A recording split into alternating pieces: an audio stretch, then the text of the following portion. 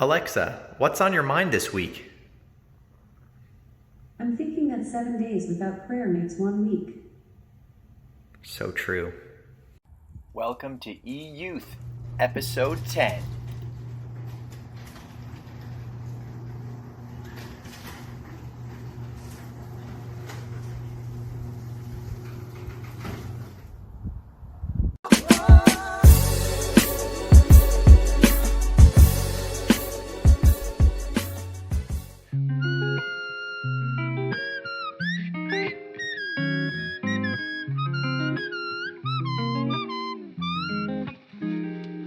Well, I've been quarantining now for over 10 weeks. The stay-at-home order, yeah, I think it's kinda cheeks. They say it could be 12 weeks or maybe 24. All I know is I don't think that I can take that many more. We can't go to work or school and that was cool for a while.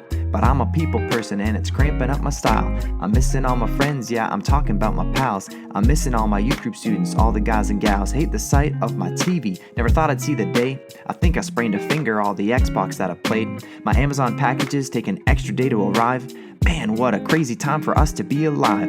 Now that I got your ears, let me take a second to complain. It was 100 last Saturday, but today was 60 with some rain. I'll admit it didn't change the world enough to ruin all my plans, but with all that I've gone through, can a brother get a tan? I know the secret to happiness and I've been spitting truth in my bars, but kids would rather hear songs about womanizing and cars. I know it's been a weird year, I'm fed up with 2020. Who'd have thought Kanye West would have more gospel albums sold than me? This year has achieved everything 2012 tried hard to be. They've got us isolated and lonely and exposed our insecurities. Yeah, this year has been a downer and I'm running out of jokes. I'm just waiting to hear Porky Pig tell me. And that's all, folks. God, you're so good to me.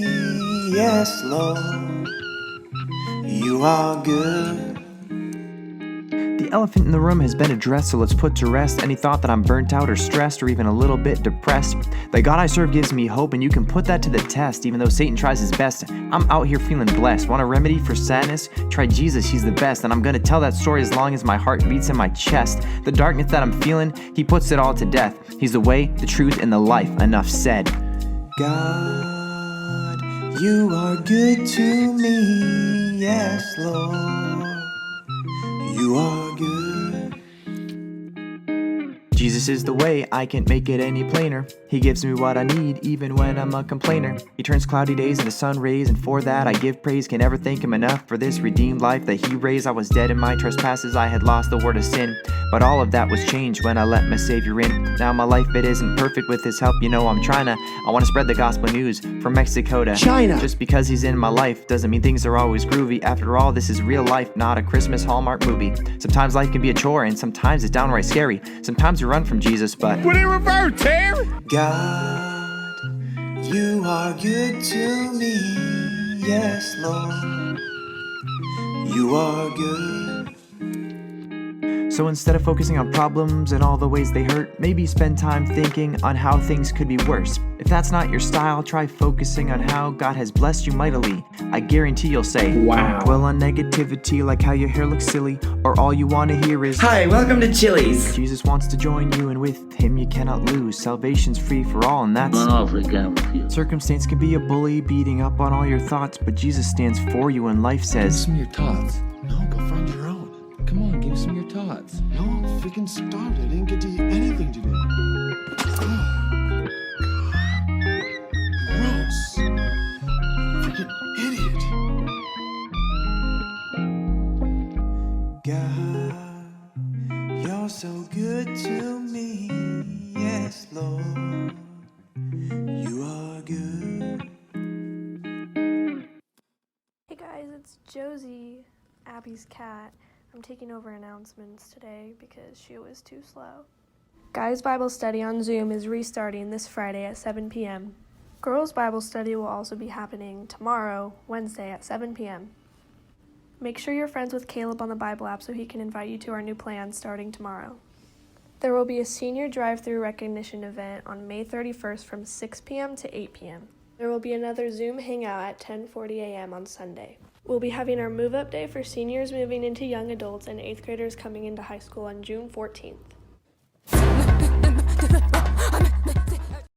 Hello and welcome to E-Youth Group Week 10. Hey, we practiced this, I believe it was last week. We're going to go ahead and give an E fist bump right here. who you guys were ready for at that time.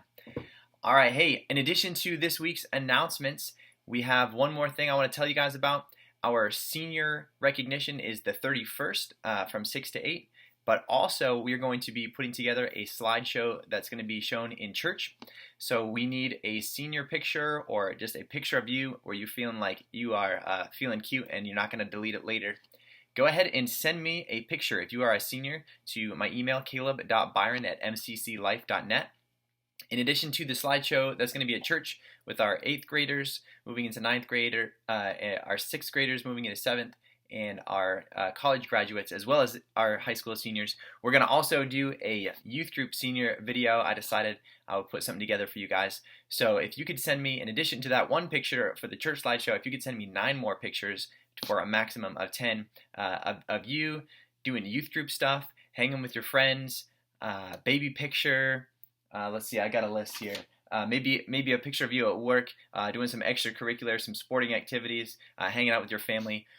We would like to put together a little slideshow to honor you guys. So once again, recap: 1 picture for the church slideshow, 10 pictures for the youth group slideshow. We'd love to have that, put that together. If you can get it to me by June 3rd, that'll be going in the church service on the 7th. So we'll have that there. Hey, we have a user submitted video, and I hope you enjoy it.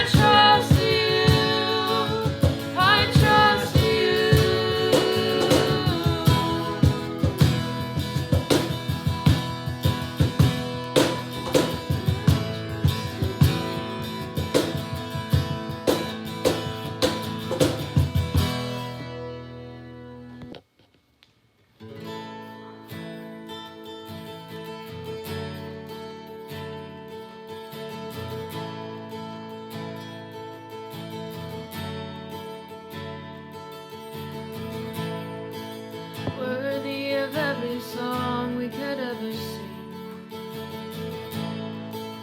worthy of all the praise we could ever bring, worthy of every breath we could ever breathe. We live for you.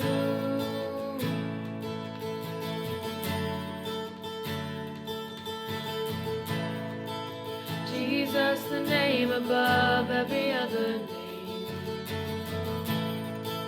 Jesus, the only one who could ever save. Worthy of every breath we could ever breathe. We live for you.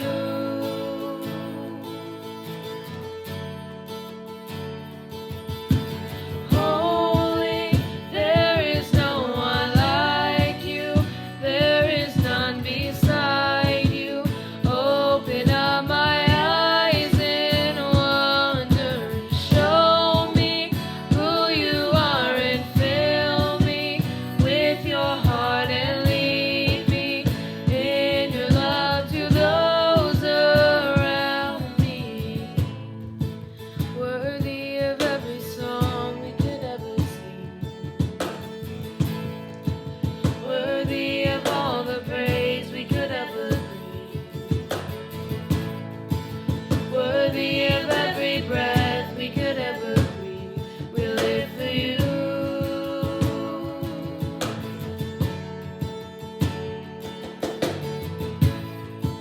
Jesus, the name above every other name. Jesus, the only one who could ever save. Worthy of every breath we could ever breathe. We live for you. Oh, we live for you. Holy, there is no one like you. There is none beside you. Open up my eyes in wonder and show me who you are and fill me with your heart and lead me in your love to those around me. Holy, there is no one like you. There is none beside you. Open up my eyes in wonder and show me who you are and fill me with your heart and lead me in your love to those around me.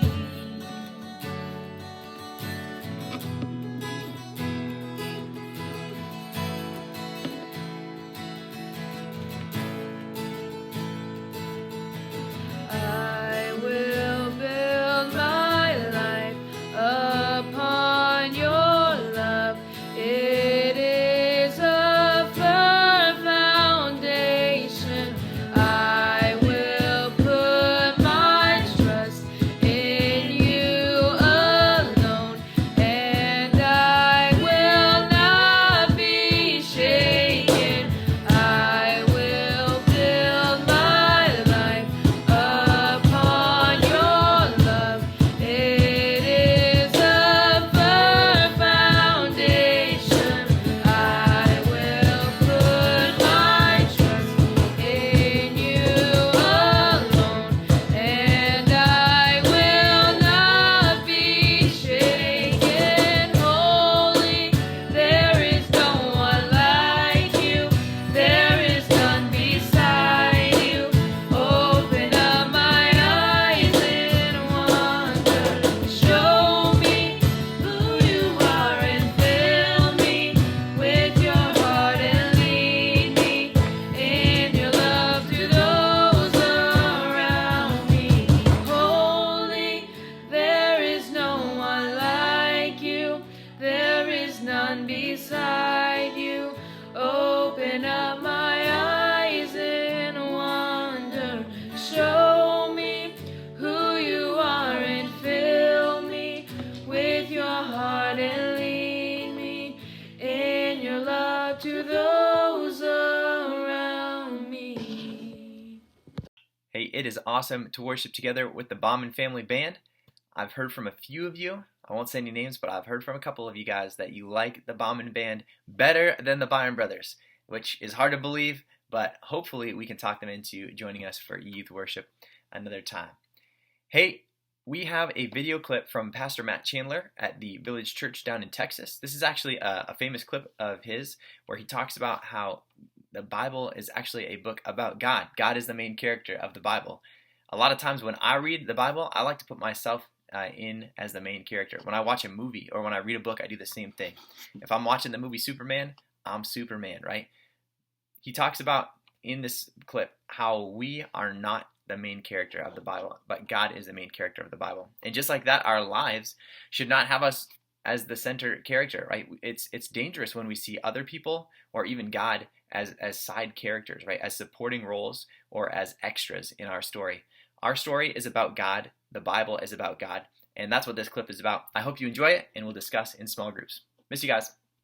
In Isaiah 43, you just stay there where you are. It says that God created us for his glory. In Isaiah 49, that God called Israel for his glory. In Psalm 106, that God rescued Israel from Egypt for his glory. That God raised up Pharaoh to show his power and glorify his name. That's Romans 9, very unpopular chapter. God defeated Pharaoh at the Red Sea to show his glory. God spared Israel in the wilderness for the glory of his name. That's Ezekiel 20. God gave Israel victory in Canaan for the glory of his name. Why did he drive out that people? In fact, he tells Israel something we need to remember. He literally comes to Israel and goes, I'm not driving them out because you guys are awesome.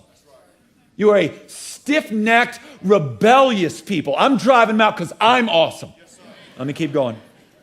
I could stop. I got time. I'm on a clicker here. All right. God gave Israel victory in Canaan for the glory of his name. That's 2 Samuel 7. 1 Samuel 12. God did not cast away his people for the glory of his name. Go ahead and tuck that one in. We'll come back. All right. He does not throw his people away for the glory of his name. We'll come back. All right. In Ezekiel 36, God restored Israel from exile for the glory of his name. John 7:18, Jesus sought the glory of his Father in all that he did. In Matthew 5:16 and 1 Peter 2:12, we see that Jesus tells us to do good works for the glory of his name. All right, I'll keep going. Some of you are still skeptical, okay?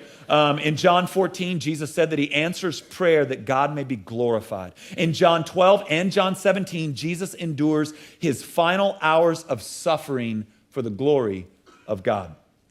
In Romans 3, 25 through 26, God gave his son to vindicate the glory of his righteousness. Do you understand that one? Let me try to unpack it just a little bit. Does anybody ever have a problem with the fact that God just forgave David without Jesus? I mean, was he not an adulterer and a murderer? Doesn't it make God unjust if God goes, you know what, don't worry about it. Yeah, I mean, you slept with another man's wife, impregnated her, and then had her murdered. But you know what? I'm not holy like that. Don't worry about it. We're cool. I've done some shady stuff. No, God's ferociously holy. So how in the world is it possible for God to be, for David to be a man after God's own heart? He's such a bum. Now, I can play the harp, but you're not going to bring that up because he's killed lions with his hands. All right, so you can pop off about that, but he could rip you in half. So how's it possible? Because Jesus Christ is going to vindicate the forgiveness of all our brothers in the Old Testament, all our sisters in the Old Testament. Let's keep going. I want to set up shop there, but we don't have the time. John 16:14, the ministry of the Holy Spirit is to glorify the Son of God. Why do you have the Holy Spirit? To glorify the Son of God. All right. God instructs us honestly to do everything for the glory of God. Have you ever tried to implement 1 Corinthians 10:31? Whether you eat or drink or whatever you do all things to the glory of God? You ever thought about how to do that? Like, how do you eat breakfast to the glory of God? How do you drive your car to the glory of God? This is the command. It's not a suggestion. Look, hey guys, if you get a chance, try to do everything to glorify me. It's not a suggestion. Do everything for my glory. Couple more. God tells us to serve in a way that will glorify him. That's 1 Peter 4. Jesus is coming again for the glory of God. That's 2 Thessalonians chapter 1. Jesus' ultimate aim for us is that we see and enjoy his glory. That's John 17. Habakkuk chapter 2, spectacular, that the earth will be filled with the knowledge of the glory of the Lord like the waters cover the seas. I don't know if you've been out in the sea, but there's water everywhere. I don't know if you've paid attention like that, but everywhere on the sea, there's water. And Habakkuk in chapter 2 says the glory of God is going to do this. It's going to cover the earth like the waters cover the sea. And that we put our hope there. We put our satisfaction there. Everything that happens will redound to the glory of God. That's Romans chapter 11. That's a hard one for people. Everything will redound to the glory of God. And in the New Jerusalem, the glory of God replaces the sun. Man, if you chew on that one for a little while, that's Revelation 21, 23. If you chew on that, think of all that the sun does for us. Without it, there is no life. But Jesus says, when I make all things new, we don't need that gas or spall anymore. I got it. I'll handle it. I'll be your light. I'll make it grow. I'll make you warm. I'll make you what the sun does, I will do. And that's what you see. Now, flip over to Ephesians chapter 1. Ephesians chapter 1. Now, what you see in the Bible is this is from Genesis to Revelation, the story of the Bible, that God, for the glory of his name, is reconciling and reclaiming all things to himself. So this is what you've got to get. I want to try to help you here with something that's pretty big, pretty epic. All right, so look right at me. The Bible's not about you. Bible's about Jesus. See, there's two ways to kind of look at it. There's some people that go, this Bible's the roadmap to life. Now, I understand what they're saying, so if you've heard that from your guy, great. This is, in some ways, a roadmap of what we should do, where we should go, but ultimately, you can't call it the roadmap to life. All right, now, I want to be straight. There's some maps. There are some maps. Like right here, I've got Paul's first missionary journey, and then I believe that's the Temple Mount. And then this is just... it's the Middle East today. So there are maps back there, but ultimately, it's not the roadmap to life. And if you think that way, you'll read the Bible wrong. What you'll do is here's what you'll keep infusing yourself into the stories of the Bible like you're the hero. And this happens all the time. All right, so I want to be straight. I love you enough to be straight. You're not David. All right? Your trouble in life is not Goliath. And if that's true, you're in a lot of trouble, bro, because you miss. You fling your stones and you miss, and Goliath's still there, and now what? Well, I had 5. You'll miss all 5. So if you view the scriptures through that lens, that really all the superheroes in the Bible are actually you, then man, you've put a weight on your shoulders that, listen to me, you will not be able to bear. Jesus is the greater David. Jesus is the greater Moses. Jesus is the greater Abraham. It's the whole point of the book of Hebrews. That Jesus is the greater than.